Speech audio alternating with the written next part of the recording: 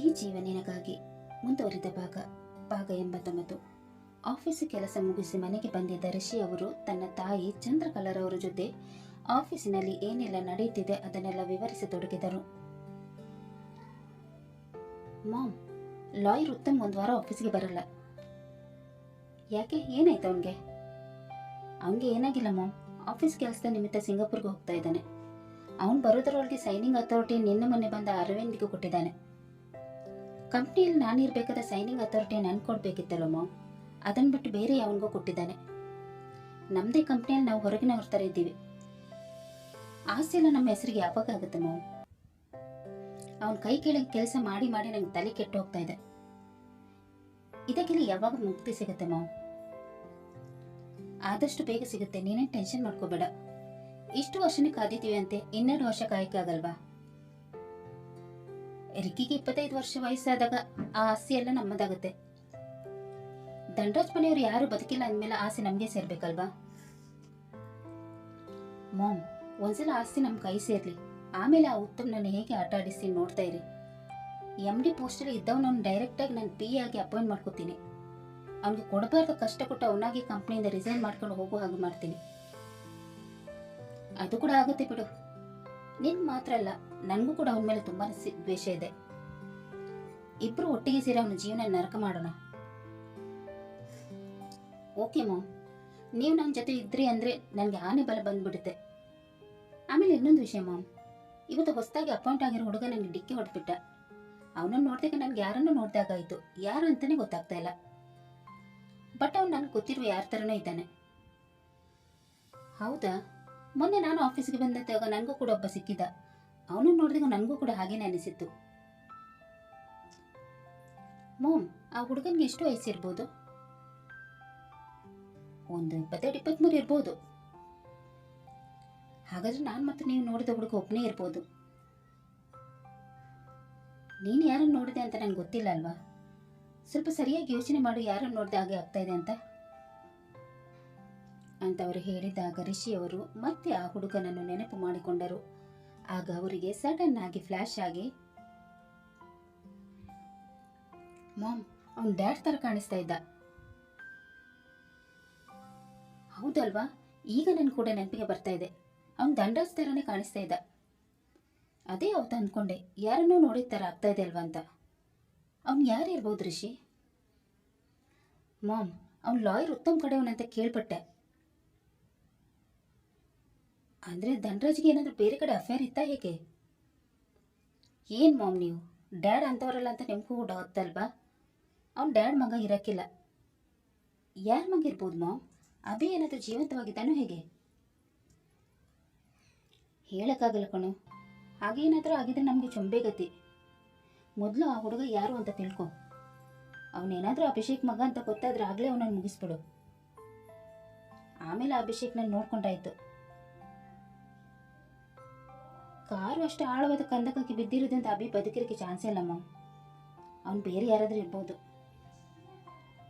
ನೋಡು, ನಾವು ರಿಸ್ಕ್ ತೆಗೆದುಕೊಳ್ಳೋದು ಬೇಡ. ಒಂಚೂರು ಸಂಶಯ ಬಂದ್ರೂ ಅದನ್ನು ಕೂಲಂಕುಷವಾಗಿ ಪರಿಶೀಲಿಸಬೇಕು. ಅವ್ನು ಲಾಯರ್ ಕಡೆಯವನ ಅಂತ ಹೇಳ್ತಾ ಇದೆಯಾ? ಯಾರಿಗೆ ಗೊತ್ತು ಏನು ರಹಸ್ಯ ಮುಚ್ಚಿಟ್ಟಿದ್ದಾರೋ ಏನೋ. ಆಯ್ತು ಮಾಮ್, ನಾನು ಅವನ ಬಗ್ಗೆ ನಾಳೆ ವಿಚಾರಿಸ್ಕೊಳ್ತೀನಿ ಅಂತ ಹೇಳುತ್ತಿರುವಾಗಲೇ ನೇಹ ಮತ್ತು ದಾಮೋದರ್ ಅವರು ಅವರಿದ್ದಲ್ಲಿ ಬಂದರು. ಇದನ್ನು ನೋಡಿ ಸಿಟ್ಟು ಮಾಡಿಕೊಂಡ ಚಂದ್ರಕಲಾರವರು, ನಿಮ್ಗಿಬ್ಬರಿಗೆ ಎಷ್ಟು ಸಲ ಹೇಳಿದ್ದೀನಿ ಇಲ್ಲಿ ಬರಬಾರ್ದು ಅಂತ, ಮತ್ತೆ ಪದೇ ಪದೇ ಇಲ್ಲಿ ಬರ್ತೀರಾ? ನೋಡಿ ಚಂದ್ರಕಲಾರವರೇ, ಇದು ನಮ್ಮ ಮನೆ. ನಮ್ಮ ಮನೆಗೆ ನಾವು ಯಾವಾಗ ಬೇಕಾದ್ರೂ ಬರ್ತೀವಿ. ನಾವು ಇಲ್ಲಿ ಬರೋದು ನಿಮ್ಗೆ ಇಷ್ಟ ಇಲ್ಲ ಅಂದ್ರೆ ನೀವೇ ಈ ಮನೆ ಬಿಟ್ಟು ಹೋಗಿ. 24 ವರ್ಷದಿಂದ ನನ್ನ ಮನೆಯಲ್ಲಿದ್ದು ನನಗೇನು ಆವಾಜ್ ಆಗ್ತಾ ಇದ್ದೀರಾ? ನೀನೇನು ಈ ಮನೆಯಲ್ಲಿ ಏನೂ ಲಾಭ ಇಲ್ಲದೆ ಇರಕ್ಕೆ ಬಿಟ್ಟಿದೆಯಾ? ನನ್ನ ಮೊಮ್ಮಗನಿಗೆ ನಿನ್ನ ಮಗಳನ್ನು ತಂದುಕೊಡ್ತೀವಿ ಅಂತ ಮಾತಾಗಿದೆ. ಅದಕ್ಕೋಸ್ಕರ ನೀನು ನಮಗೆ ಇಲ್ಲಿ ಇರಕ್ಕೆ ಬಿಟ್ಟಿದೆಯಾ? ನಿನ್ನ ಮಗಳಿಗೆ ನನ್ನ ಮೊಮ್ಮಗನ ಜೊತೆ ಮದುವೆ ಮಾಡಿಸೋದು ಬೇಡ ಅಂದರೆ ಹೇಳು, ನಾನು ಈಗಲೇ ಒಪ್ಪಂದನ್ನು ಕ್ಯಾನ್ಸಲ್ ಮಾಡಿಬಿಡ್ತೀನಿ. ಅದು ಹಾಗಲ್ಲ ಚಂದ್ರಕಲಾರವರೇ, ನೀವು ಏನೋ ಹೇಳಿದ್ರೆ ಅಂತ ನಂಗೆ ಕೋಪ ಬಂದಿತ್ತು, ಅದಕ್ಕೆ ನಾನು ರಿಯಾಕ್ಟ್ ಮಾಡಿದೆ ಅಷ್ಟೇ. ನಾವೇ ನೀವು ಸುಮ್ಮನೆ ಬಂದಿಲ್ಲ, ಸ್ವಲ್ಪ ಮಾತನಾಡಕ್ಕಿದೆ, ಅದಕ್ಕೆ ಬಂದ್ವಿ. ಅದೇನು ಮಾತಾಡಬೇಕು ಬೇಗ ಮಾತಾಡ್ಬಿಟ್ಟು ಹೋಗಿ. ಚಂದ್ರಕಲಾರ್ ಅವರ ಮಾತು ಕೇಳಿದ ದಾಮೋದರ್ ಅವರಿಗೆ ಸಿಟ್ಟು ಬಂದಿದ್ರು ಅದನ್ನು ತಡೆದುಕೊಂಡು ಬಂದಿದ್ದ ವಿಷಯವನ್ನು ಮಾತನಾಡತೊಡಗಿದರು. ನೋಡಿ ಚಂದ್ರಕಲಾರ್ ಅವರೇ, ನಮ್ಮ ಶತ್ರು ಒಬ್ಬ ಕಂಪ್ನಿ ಸೇರಿಕೊಂಡಿದ್ದಾನೆ. ಅವನನ್ನು ಹೇಗಾದ್ರೂ ಮಾಡಿ ಅಲ್ಲಿಂದ ಓಡಿಸಿ. ಅವನಿಂದ ನನ್ನ ಮಗಳಿಗೆ ತೊಂದರೆ ಆಗ್ತಾ ಇದೆ. ನಿನ್ನ ಮಗಳದ್ದು ಒಳ್ಳೆ ಕಾಟ ಆಯಿತು. ಮೊನ್ನೆ ನೋಡಿದ್ರೆ ಅವಳು ಕೊಲೆಗೋಸ್ಕರ ನನ್ನನ್ನು ಆಫೀಸ್ ಮೆಟ್ಲು ಹತ್ತುವಾಗ ಮಾಡಿದ್ಲು. ಈಗ ನೋಡಿದ್ರೆ ಇನ್ನೊಂದು ಸಮಸ್ಯೆನ ಹೊತ್ಕೊಂಡು ಬಂದಿದ್ದಾಳೆ. ಏನಮ್ಮ, ಮತ್ತೆ ಏನು ಕಿತಾಪತ್ ಮಾಡ್ಕೊಂಡು ಬಂದಿದ್ಯಾ? ಅಜ್ಜಿ, ನಾನೇನು ಕಿತಾಪತಿ ಮಾಡಿಲ್ಲ. ಅವನಿಂದಲೇ ನಮಗೆ ಸಮಸ್ಯೆ ಆಗ್ತಾ ಇರೋದು. ಅವನು ಸರಿ ಇಲ್ಲ. ಅವನಿಂದ ಈ ಮೊದಲು ಕೂಡ ನನಗೂ ಮತ್ತು ಡ್ಯಾಡಿಗೆ ತುಂಬಾ ಸಮಸ್ಯೆ ಆಗಿದೆ. ಅಜ್ಜಿ, ಹೇಗಾದರೂ ಮಾಡಿ ಅವನನ್ನು ಕಂಪ್ನಿಯಿಂದ ಓಡಿಸುವ ಹಾಗೆ ಮಾಡಿ. ಕಂಪನಿಯಿಂದ ಓಡಿಸೋಕ್ಕೆ ಕಂಪ್ನಿ ನನ್ನ ಹೆಸರಲ್ಲಿದೆಯಾ? ಸುಮ್ಮನೆ ಅವನ ತಂಟೆಗೆ ಹೋಗದೆ ನಿಮ್ಗಳ ಕೆಲಸ ಮಾಡ್ಕೊಂಡು ಹೋಗಿ. ಇಲ್ಲ ಸಲ್ಲದ ಸಮಸ್ಯೆಗಳನ್ನು ಮೈ ಮೇಲೆ ಹೇಳ್ಕೊಳ್ಳೋದು ಬೇಡ. ಅಜ್ಜಿ, ಬೇರೆಯವರಿಂದ ಅವನನ್ನು ಓಡಿಸೋಕ್ಕಾಗಲ್ಲ. ಯಾಕಂದರೆ ಅವನು MD ಕಡೆ ರೆಕಮೆಂಡೇಶನಿಂದ ಬಂದಿರೋದು. ನೀವು ಮನಸ್ಸು ಮಾಡಿದರೆ ಅವನನ್ನು ಓಡಿಸ್ಬೋದು. ಏನಂದೆ? MD ರೆಕಮೆಂಡೇಶನಿಂದ ಬಂದಿರೋದಾ? ಹೌದು ಅಜ್ಜಿ. ಅವನು ಮಾತ್ರ ಅಲ್ಲ, ಅವನ ತಂಗಿ, ಅವನ 3 ಗೆಳೆಯರು ಕೂಡ MD ರೆಕಮೆಂಡೇಶನಿಂದಲೇ ಬಂದಿರೋದು. ಈ ಮಾತು ಕೇಳಿ ರಿಷಿಯ ಕಿವಿ ನೆಟ್ಟಗಾಗಿ, ಯಾರವರೆಲ್ಲ? ನಿನ್ನ ಹತ್ರ ಅವರ ಫೋಟೋ ಏನಾದರೂ ಇದೆಯಾ ಅಂತ ಹೇಳಿದಾಗ ನೇಹಾ ಅಗಸ್ತ್ಯನ ಫೋಟೋವನ್ನು ಅವರಿಗೆ ತೋರಿಸಿದಳು. ಇದನ್ನು ನೋಡಿದ ಅವರು, ಮಾಮ್, ನಾನು ಆಗ್ಲೇ ಹೇಳ್ತಾ ಇದ್ದೆ ಅಲ್ವಾ, ಅವನೇ ಈ ಫೋಟೋದಲ್ಲಿ ಇರೋದು. ಎಲ್ಲಿ ತೋರಿಸು ಅಂತ ಚಂದ್ರಕಲಾರ್ ಅವರು ಹೇಳಿದಾಗ ರಿಷಿ ಅವರು ನೇಹಾಳ ಕೈಯಿಂದ ಮೊಬೈಲ್ ತಗೊಂಡು ಅದರಲ್ಲಿದ್ದ ಫೋಟೋವನ್ನು ಚಂದ್ರಕಲಾರ್ ಅವರಿಗೆ ತೋರಿಸಿದರು. ಅಗಸ್ತ್ಯನ ಫೋಟೋ ನೋಡಿದ ಅವರು ಆಶ್ಚರ್ಯಗೊಂಡು, ರಿಷಿ, ಆಗ ನಾವು ಮಾತಾಡ್ತಾ ಇದ್ದೀವಲ್ವಾ, ಅವನೇ ಈ ಹುಡುಗ. ಹೌದು ಮಾಮ್, ಇವನ ಮೇಲೆ ಒಂದು ಕಣ್ಣಿಡ್ಬೇಕು. ಅವತ್ತು ನಾನು ಇವನನ್ನ ಸರಿಯಾಗಿ ನೋಡಿರಲಿಲ್ಲ, ಆದ್ರೆ ಇವಾಗ ಗೊತ್ತಾಗ್ತಾ ಇದೆ, ಇವನು ಸೇಮ್ ಧನರಾಜ್ ತರನೇ ಕಾಣಿಸ್ತಾ ಇದ್ದಾನೆ. ಧನರಾಜ್ ಹೆಂಗೆ ಏಜಲ್ಲಿ ಇದೇ ತರ ಕಾಣಿಸ್ತಾ ಇದ್ದ. ಮಾಮ್, ನಿಜವಾಗ್ಲೂ ಇವನು ಅಭಿಷೇಕ್ ಮಗ ಇರ್ಬೋದಾ? ನಾನು ಆಗ್ಲೇ ಹೇಳಿದ್ದೆ ಅಲ್ವಾ, ಇದ್ರೂ ಇರ್ಬೋದು, ಹೇಳಕ್ಕಾಗಲ್ಲ ಅಂತ ಹೇಳುತ್ತಾ ಅವರು ನೇಹಾಳ ಕಡೆ ನೋಡಿ, ಈ ಬಗ್ಗೆ ನಿಮ್ಗೆ ಇನ್ನೇನು ಗೊತ್ತು? ನೀವೇನು ಹೇಳ್ತಾ ಇದ್ದೀರಾ ಅಂತ ನಂಗೆ ಅರ್ಥ ಆಗ್ತಾ ಇಲ್ಲ. ಆದರೆ ನೀವು ಅಂದುಕೊಂಡಿರುವನು ಅವನು ಇರೋಕ್ಕಿಲ್ಲ. ಯಾಕಂದರೆ ಅವನೊಬ್ಬ ಬಿಕಾರಿ. ಸ್ಕಾಲರ್ಶಿಪ್ಪಿಂದ ನಾನು ಓದ್ತಿದ್ದ ಕಾಲೇಜಲ್ಲಿ ಅವನಿಗೆ ಮತ್ತು ಅವನ ತಂಗಿಗೆ ಅಡ್ಮಿಷನ್ ಸಿಕ್ಕಿರೋದು. ಒಂದು ಹೊತ್ತಿನ ಊಟಕ್ಕೆ ಕೂಡ ಪರದಾಡ್ತಾ ಇದ್ರು. ಅದು ಅಲ್ಲದೆ ಅವರು ಆಂಧ್ರದವರೇ, ಇಲ್ಲಿಯವರಲ್ಲ. ಅಲ್ಲಿ ಅವ್ರ ಸ್ವಂತ ಮನೆ ಇದೆ, ಅದು ಕೂಡ ಚಿಕ್ಕದು. ಮಾಮ್, ಅವನ ಹತ್ತಿರ ನಾನು ಮಾತನಾಡಿದಾಗ ಅವನು ಆಂಧ್ರದವನು ಅಂತ ಹೇಳಿದ್ದ. ಅಭಿಷೇಕ್ ಮಗ ಆಗಿದ್ರೆ ರಾಯಲ್ ಲೈಫ್ ಲೀಡ್ ಮಾಡ್ತಾ ಇದ್ರು. ಇವಳು ಹೇಳಿದಾಗೆ ಬಡವರಾಗಿರ್ತಾ ಇರಲಿಲ್ಲ. ಆಗಲೇ ಹೇಳಿದಾಗೆ ಕಾರು ಕಂದಕಕ್ಕೆ ಬಿದ್ದಿದ್ದರಿಂದ ಅವ್ರು ಬದುಕಿರೋಕ್ಕೆ ಚಾನ್ಸೇ ಇಲ್ಲ ಮಾಮ್. ಒಂದು ವೇಳೆ ಬದುಕಿದ್ರು ಕೂಡ ಮನೆಗೆ ವಾಪಸ್ ಬಂದೇ ಬರ್ತಾ ಇದ್ರು. ಎಲ್ಲೋ ಹೋಗಿ ಬಡತನದ ಜೀವನ ನಡೆಸ್ತಾ ಇರಲಿಲ್ಲ. ಯಾರನ್ನು ನಂಬಕ್ಕಾಗಲ್ಲ ಕಣೋ, ಅವರೆಲ್ಲ ಸತ್ತಿರ್ಬೋದು. ಆದರೆ ಆ ಲಾಯರ್ ಆಸ್ತಿಗೋಸ್ಕರ ಯಾರನ್ನಾದ್ರೂ ಕರೆದುಕೊಂಡು ಬಂದಿರ್ಬೋದಲ್ವಾ? ಹಾಗಂತೀರ ಮಾಮ್? ಹೇಳಕ್ಕಾಗಲ್ಲ. ಅವ್ನು ನೋಡಿದ್ರೆ ಧನರಾಜ್ ಥರನೇ ಇದ್ದಾನೆ. ನಾವು ಮಾಡೋ ಪ್ಲಾನ್ ಥರ ಅವನು ಕೂಡ ಆಸ್ತಿ ಲಪ್ಟಾಯಿಸಾಕಿ ಈ ಹುಡುಗನನ್ನು ಕರೆದುಕೊಂಡು ಬಂದಿರ್ಬೋದಲ್ವಾ? ಹೌದಲ್ವಾ ಮಾಮ್? ಇದೆಲ್ಲ ನನಗೆ ಹೊಳೆದೇ ಇಲ್ಲ. ಈಗ ಏನು ಮಾಡೋದು ಮಾಮ್? ಆ ಲಾಯರ್ ಆ ಹುಡುಗನಿಗೆ ದುಡ್ಡಿನ ಆಸೆ ತೋರಿಸಿ ಕರೆದುಕೊಂಡು ಬಂದಿರ್ಬೋದು. ಅವನ ಪ್ಲಾನ್ ನಾವು ಉಲ್ಟಾ ಮಾಡಿದ್ರೆ ಆಯಿತು. ಅದು ಹೇಗೆ ಮಾಮ್? ನಾವು ಆ ಹುಡುಗನನ್ನು ನಮ್ಮ ಕಡೆ ಮಾಡಿಕೊಂಡು ಅವನಿಗೆ ಲಾಯರ್ ಆಫರ್ ಮಾಡಿರೋ ದುಡ್ಡಿಗಿಂತ ಜಾಸ್ತಿ ದುಡ್ಡು ಕೊಟ್ಟರೆ ಆಯಿತು. ಅದು ಅಷ್ಟು ಸುಲಭನಮ್ಮ? ಅವನು ಏಕೆ ನಾವು ಹೇಳಿದಾಗ ಕೇಳ್ತಾನೆ?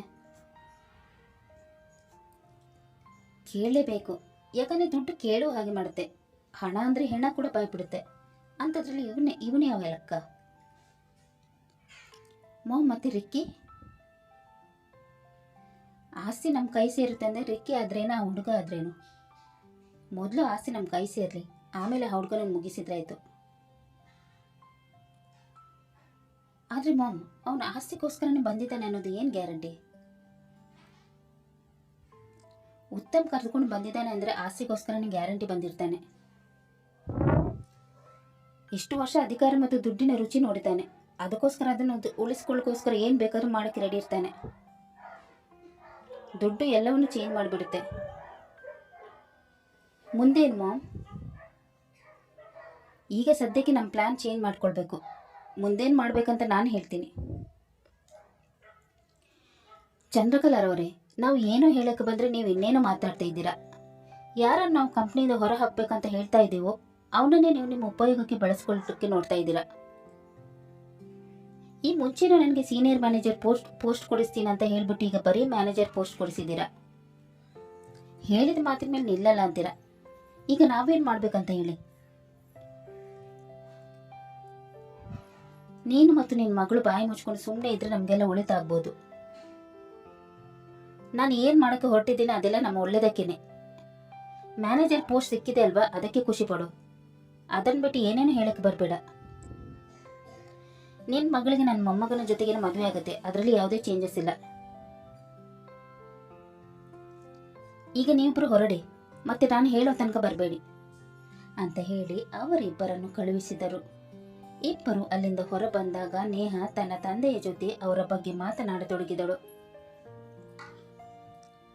ಏನ್ ಡ್ಯಾಡ್, ನಮ್ಮ ಮನೆಗೆ ಹೋಗಕ್ಕೆ ಇವರು ಪರ್ಮಿಷನ್ ಕೇಳಬೇಕಾ? ಏನ್ ಮಾಡೋದು, ಆಸೆ ಬೇಕಂದ್ರೆ ಇದೆಲ್ಲ ಅನುಭವಿಸ್ಬೇಕು. ಅಲ್ಲ ಡ್ಯಾಡ್, ಆಸೆ ನಮ್ಮ ಕೈ ಸೇರುತ್ತೆ ಅಂತ ನಿಮ್ಗೆ ಅನ್ನಿಸುತ್ತಾ? ಈಗ ಅವ್ರ ಪ್ಲಾನ್ ಅನ್ನು ಚೇಂಜ್ ಮಾಡಕ್ಕೆ ಹೊರಟಿದ್ದಾರೆ ಅಂದಮೇಲೆ ಆಸ್ತಿ ರಿಕ್ಕಿಗೆ ಹೇಗೆ ಸೇರುತ್ತೆ? ಆ ಬಿಕಾರಿ ಹೆಸರಿಗೆ ಆಗುತ್ತೆ ಅಲ್ವಾ? ಅದಕ್ಕೂ ಪ್ಲಾನ್ ಮಾಡೋಣ. ಇವ್ರಿಗಿಂತ ಒಂದು ಹೆಜ್ಜೆ ಮುಂದೆ ನಾವು ಇಡಬೇಕು. ಒಂದು ವೇಳೆ ಆ ಭಿಕಾರಿನ ಮನೆ ಮಗ ಅಂತ ಹೇಳಿ ಆಸೆ ಅವನ ಹೆಸರಿಗೆ ಆಗುವಾಗ ಮಾಡಿದ್ರೆ ನಾವು ಅವನ ಕಡೆ ಸೇರೋಣ. ಏನಂತೀಯ ಡ್ಯಾಡ್? ಆ ಭಿಕಾರಿ ಜೊತೆ ಯಾರು ಹೋಗ್ತಾರೆ? ನಾನಂತೂ ಅದಕ್ಕೆ ಒಪ್ಪಲ್ಲ. ಈಗ ಹೋಗೋಣ ನಡೀರಿ ಅಂತ ಹೇಳುತ್ತಾ ಅವರ ಮನೆಗೆ ಹೋಗತೊಡಗಿದರು. ಆಗ ದಾಮೋದರ್ ಅವರು ಮನಸ್ಸಿನಲ್ಲಿ ಲೆಕ್ಕಾಚಾರ ಹಾಕತೊಡಗಿದರು. ನಿನಗೆ ಮನಸ್ಸಿಲ್ಲದಿರ್ಬೋದು, ಆದರೆ ನಾನು ದುಡ್ಡಿಗೋಸ್ಕರ ಏನು ಬೇಕಾದ್ರೂ ಮಾಡ್ತೀನಿ. ಅಂಥದ್ದೊಂದು ಸಮಯ ಬಂದರೆ ನಿನ್ನ ಮದುವೆ ಆ ಭಿಕಾರಿ ಜೊತೆಗೇನು ಮಾಡಿಸ್ತೀನಿ. ಒಟ್ನಲ್ಲಿ ನನಗೆ ಆಸ್ತಿ ಬಂದರೆ ಸಾಕು ಅಂತ ಮನಸ್ಸಿನಲ್ಲಿ ಅಂದುಕೊಳ್ಳುತ್ತಾ ಮುಂದೆ ಸಾಗತೊಡಗಿದರು. ಕತೆ ಮುಂದುವರಿಯುವುದು. ಮುಂದಿನ ದಿನಗಳಲ್ಲಿ ಯಾರ್ಯಾರು ಏನೇನು ಪ್ಲಾನ್ ಮಾಡುತ್ತಾರೆ ಅನ್ನೋದನ್ನು ತಿಳಿಯಲು ಮುಂದಿನ ಸಂಚಿಕೆಯಾಗಿ ಕಾಯೋಣ. ಅಲ್ಲಿ ತನಕ ಈ ಕತೆ ನಿಮಗೆ ಇಷ್ಟವಾದಲ್ಲಿ ಲೈಕ್ ಮಾಡಿ, ಶೇರ್ ಮಾಡಿ ಮತ್ತು ಸಬ್ಸ್ಕ್ರೈಬ್ ಮಾಡೋದನ್ನು ಮಾತ್ರ ಮರಿಬೇಡಿ. ಹಾಗೆ ಕತೆ ಹೇಗಿದೆ ಅಂತ ಕಮೆಂಟ್ ಬಾಕ್ಸಲ್ಲಿ ತಿಳಿಸಿ. ಧನ್ಯವಾದಗಳು.